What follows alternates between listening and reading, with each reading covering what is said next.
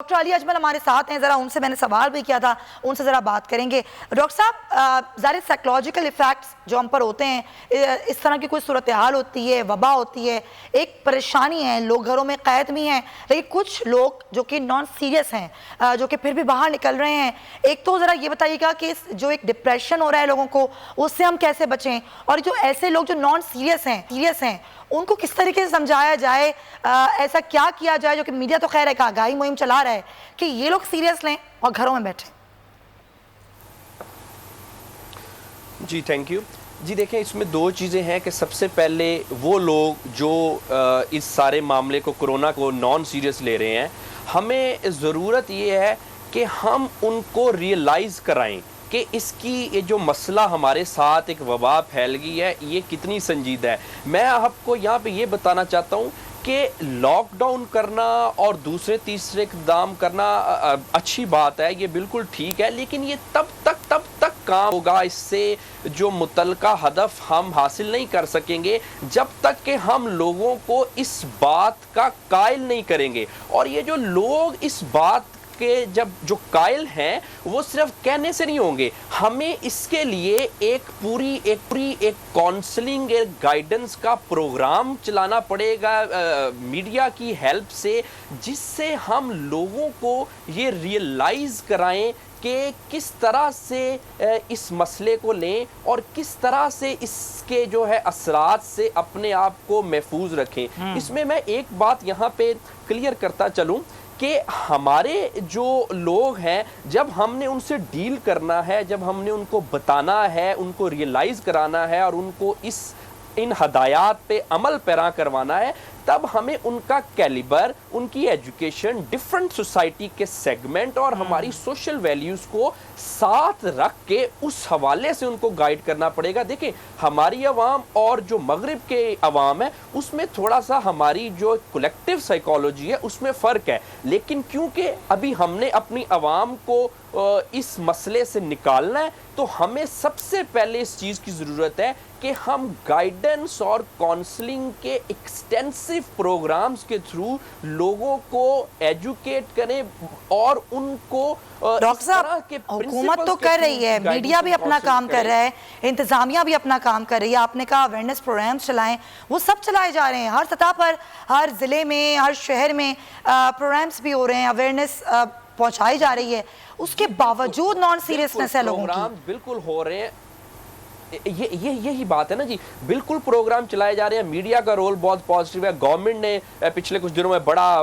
اچھا کام کیا ہے، وہ ساری چیزیں ہیں، لیکن پھر بھی بات یہ ہے، یہ جو باتیں ہم کر رہے ہیں، یہ جو اویئرنیس پروگرام ہے، لوگ اس کو سیریس نہیں لے رہے، اور سیریس لینے کا طریقہ یہ ہے کہ لوگ اس کو سیریس لیں، ہمیں اس کو سائنٹیفک بنیادوں پہ ایک ایکسٹینسو پروگرام چلانے پڑیں گے۔ دیکھیں، صرف کہنا جو ہے یا لوگوں کو خطرے سے اویئر کرنا، وہ شاید ہمارے معاشرے میں کافی نہیں ہوگا، ہمیں اس طرح کے سائیکولوجیکل پرنسپلز کے تھرو ایک میس لیول پہ گائیڈنس اور کونسلنگ کرنی پڑے گی کہ لوگ اس مسئلے کو ریئلائز کریں۔ اب دیکھیں، ایک سوسائٹی ہے، اس میں بہت سارے لوگ ہوتے ہیں، کچھ ایسے لوگ ہیں جو کہ احتیاط کر لیتے ہیں، کچھ لوگ ہیں جو بڑی ایج کے ہیں، کچھ نوجوان ہیں، کچھ خواتین ہیں، مختلف ان کی ایجوکیشن مختلف ہے، مینٹل کیلیبرز مختلف ہیں۔ تو دیکھیں، اس مسئلے کو اگر ہم نے اپنے جو ہدف حاصل کرنا ہے، تو ہمیں سوسائٹی کے ہر ایک سیگمنٹ کے لیے،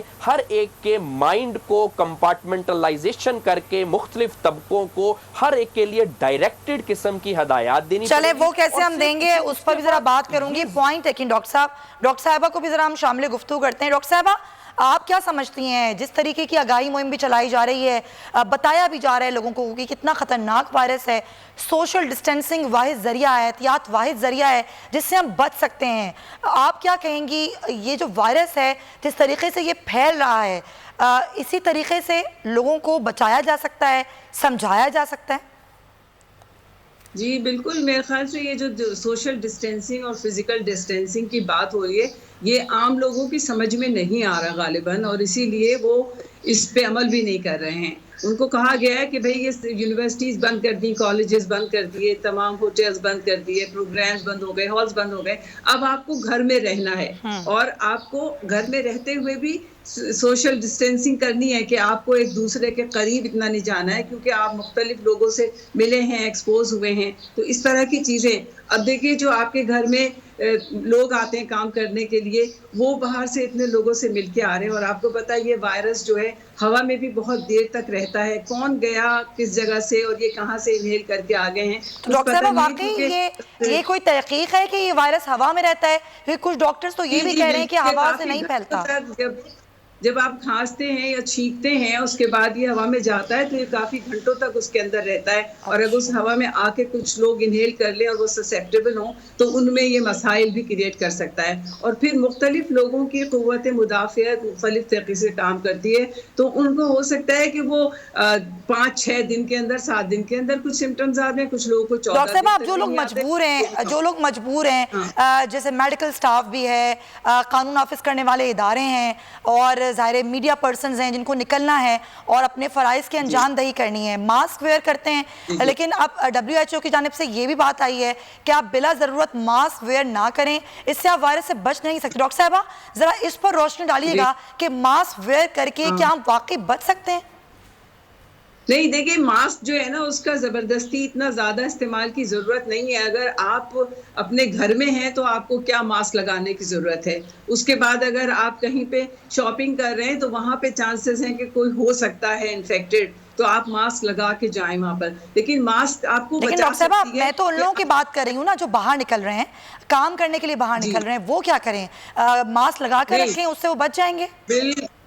بالکل دیکھیے وہ جو کچھ بھی WHO کہہ رہا ہے وہ اپنی جگہ ہے, لیکن ہمیں احتیاط برتنی. ہمارا جو انوائرمنٹ ہے وہ بہت پولیوٹیڈ ہے, اور ہمارے یہاں بہت سارے لوگ ان کو انفیکشن ہے اور وہ سڑک پہ پھر رہے ہیں, تو آپ کیا کریں گے ایسے میں؟ اب آپ دیکھیے نا, کچھ جو زائرین ہیں اور کچھ ہمارے عمرہ کر کے لوگ آئے ہیں, وہ اب لوگوں کو یہ بتانا چاہیے میڈیا کے تھرو کہ کس طرح لوگوں کو یہ انفیکشن ہو اور کس طرح لوگ اپنی جان دے چکے ہیں. یعنی جو صاحب ابھی عمرہ کر کے آئے تھے, انہوں نے اتنی بڑی دعوت کی, ہار پہنے, سب سے ملے, اس کے بعد وہ پھر ہاسپٹل بھی گئے, پھر بھی واپس آ گئے, اور پھر اس کے بعد وہ اللہ کو پیارے بھی ہو گئے. تو یہ سب چیزیں بتانے کی ضرورت ہے کہ دیکھیے اس طرح کے انٹریکشنز اگر آپ کریں گے, ہاتھ ملائیں گے اور آپ لوگوں سے گلے ملیں گے اور یہ سب کریں گے تو مسئلہ ہوگا. لیکن جو لوگ باہر جا رہے ہیں, ایک تو بہت زیادہ تعداد میں لوگ باہر نہ جائیں, کم لوگ جائیں, اور جن کی ضرورت ہے جو پیرا میڈیکل سٹاف ہے, میڈیکل سٹاف ہے, ان کو تو جانا ہے, وہ ہاسپٹل میں جا رہے ہیں. ہاسپٹل میں تو ہر طرح کے جراثیم موجود ہیں, کرونا وائرس کے علاوہ بھی, تو انہیں تو خود کو پروٹیکٹ کرنا ہے.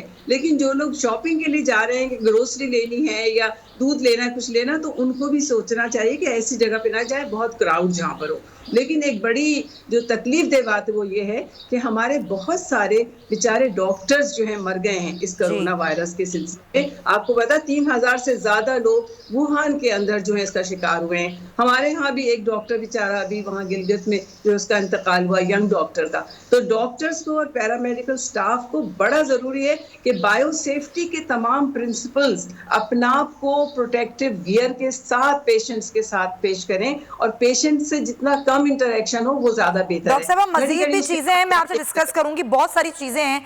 جو کہ ابھی مجھے آپ سے پوچھنی ہیں, اور کس طریقے سے ہم کیا کریں, اور بہت ساری فالس نیوز بھی ظاہر گردش کرتی ہے. لیکن اس سے پہلے میں ذرا امیر عباس سے ایک سوال کر لوں. امیر, ہم نے دیکھا کہ ایک تو بات ہوئی نان سیریسنس کی, لیکن اب ظاہر کچھ ادارے ایسے ہیں, کچھ ہمارے فرائض ایسے ہیں جو کہ ہمیں سر انجام دینے ہیں, چاہے پیرامیڈیکل سٹاف ہو, قانون نافذ کرنے والے ادارے ہوں, میڈیا پرسنز ہوں. ہم بھی تو اپنا خیال رکھیں, ہمارے لیے بھی کتنا یہ فرض ہے کہ ہم اپنا خیال رکھیں, اور سوشل ڈسٹینسنگ ہمارے اوپر بھی تو اپلائی ہوتی ہے, ہم سب پہ جو اپنے گھروں سے باہر نکل رہے ہیں. جی بالکل, آپ دیکھیں ہمارے تو ایک چینل پاکستانی ایک مین سٹریم نیشنل چینل ہے, اس کے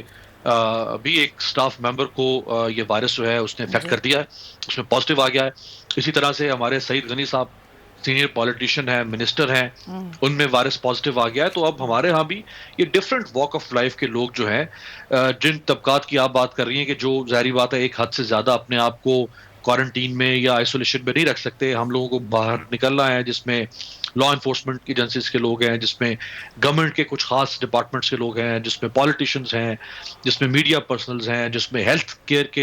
کا جو سٹاف ہے آپ کا, انہوں نے باہر نکلنا ہے. تو ان کا جو جس طرح یہ فرما رہی تھی ڈاکٹر صاحبہ کہ آپ کے پاس صرف جسے وہ کہتے ہیں prevention is better than cure, حضرت علی کا بھی یہی فرمان ہے کہ آپ احتیاط کریں. یہ اسلام بھی آپ کو یہی کہتا ہے اور آپ کی میڈیکل سائنس بھی کہتی ہے کہ آپ اپنا بچاؤ کریں, کیونکہ یہ ایک ایسی وبا ہے کہ جس کا سوائے اس وقت سوشل ڈسٹینسنگ کے علاوہ کوئی حل نہیں ہے. دنیا کے کسی ملک کے پاس WHO نے